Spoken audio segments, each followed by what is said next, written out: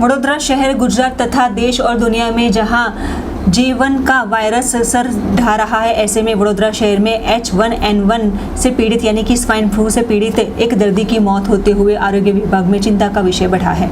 वडोदरा शहर तथा देश और दुनिया के विस्तारों में फिलहाल J1N1 यानी कि वायरस का भी एक अलग ही दौर बना है, जहां कोविड से पीड़ित वैसे अलग ही वेरिएंट प्रकाश में आते हुए देश के कई राज्यों और देशों में ये वायरस ने काफ़ी लोगों को पीड़ित बनाया है। ऐसे में वडोदरा के SSG हॉस्पिटल में स्वाइन फ्लू से पीड़ित वैसे एक दर्दी की मौत होते हुए आरोग्य विभाग के लिए चिंता का विषय बना है।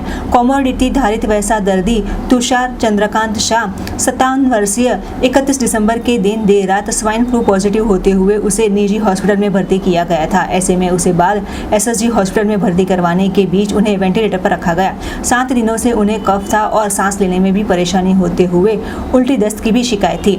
ऐसे में कई अलग अलग बीमारी से पीड़ित वैसे 57 वर्षीय तुषार शाह की मौत होते हुए आरोग्य विभाग के लिए एक बार फिर स्वाइन फ्लू फैल रहा है, वैसी चिंता का विषय बैठा है।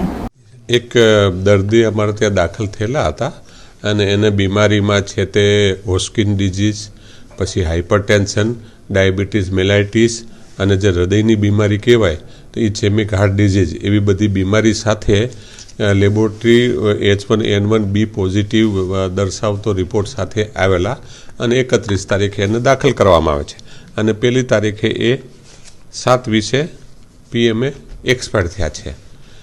એટલે એટલી બધી કોમોર્બિડિટી હોય એટલે પ્રોગ્નોસિસ પુઅર રહે, બરાબર। અને ISD 10 વર્ષથી હોય, હોસ્કિન ડિઝીઝ એટલે તમે સમજો ને કે એ બહુ મોટી બીમારી કહેવાય, એ હોય એટલે એનું પ્રોગ્નોસિસ આવું જ હોય, બરાબર। આપણે પ્રયત્નો કર્યા હોય, અહીંયા તો 31 તારીખે દાખલ કર્યા અને પહેલી તારીખે એક્સપાયર થયા છે એટલે ક્રિટિકલ કન્ડિશનમાં આવ્યા હોય અને સાથે સાથે છે તે વાયરસનું ટેસ્ટ કરાયો તો પોઝિટિવ આવી ગયો।